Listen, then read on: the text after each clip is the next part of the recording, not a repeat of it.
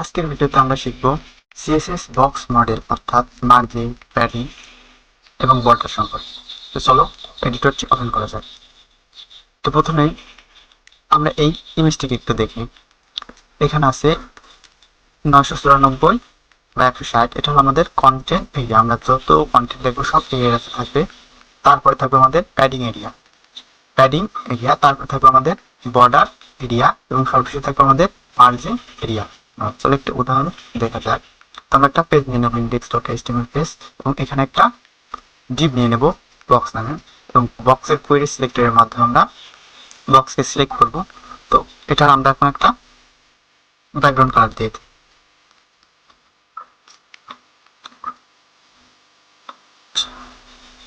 এবং এটার একটা হাইট ও ওয়াইড দিয়ে দিই।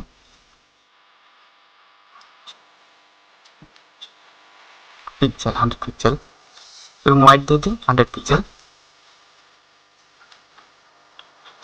আসলে এই পিক্সেলটা হলো এই কম্পিউটার স্ক্রিনে ছোট ছোট আলোর ক্ষুদ্রকণা, এবং আমরা এই পিক্সেলের পরিবর্তে ভিএইচ বা ভিডাব্লিউ অথবা পার্সেন্টেজও ব্যবহার করতে পারতাম। আমরা এগুলো পরবর্তীতে শিখবো।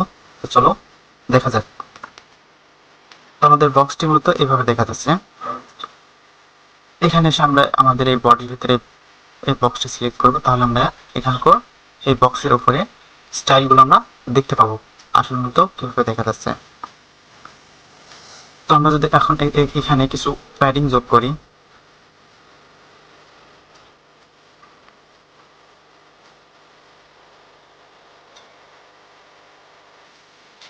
তাহলে আমরা দেখবো বক্সটি বড় হয়ে গেছে। কিন্তু বক্সটি বদলে আমাদের কন্টেন্ট এরিয়া ঠিকই আছে, আমরা অতিরিক্ত চারপাশে একটি 100 পিক্সেলের প্যাডিং যোগ হয়েছে। আমরা যদি প্যাডিংকে হাইলাইট করি তো আমরা দেখতে পারবো প্যাডিংটি। এবার চলো বর্ডার যোগ করা যাক। আমরা যদি এখানে বর্ডার লিখি, বর্ডার, এটা দিয়ে দেবো 10 পিক্সেল সলিড। এবার কালার নাম আমরা আমাদের ইচ্ছা মতো যে কোনো কালার দিতে পারি। আমরা ব্ল্যাক দেবো, না ব্লু দিই। তাহলে দেখতে পারবো আমাদের এই বক্সের চারিদিকে 10 পিক্সেলের একটি বর্ডার চলে এসেছে। এখন আমরা একটা মার্জিন দিয়ে দেবো বক্সের চারিপাশে, এম মার্জিন 100 পিক্সেল। তাহলে দেখবো আমাদের এই বক্সের চারিদিকে একটি মার্জিন চলে এসেছে। মার্জিনটি দেখা যাচ্ছে না মানে এই না যে মার্জিন এখানে নাই, মার্জিন আছে। আমরা যদি মার্জিনকে হাইড করি তাহলে মার্জিনটি দেখতে পাবো। তাহলে আমাদের মূল যে বর্ডারটা আছে, আমরা যদি এখান থেকে মার্জিনকে অফ করি তাহলে মার্জিন বাদে আমাদের বক্স এতটুকু দেখা যাবে। আমরা বর্ডারকে বাদ দিলে বর্ডার মধ্যে বক্স এতটুকু দেখা যাবে, এবং আমরা প্যাডিংকে বাদ দিলে আমাদের বক্স এতটুকু দেখা যাবে। তো আমরা মূল ভিউতে দেখি কতটুকু দেখা যায়।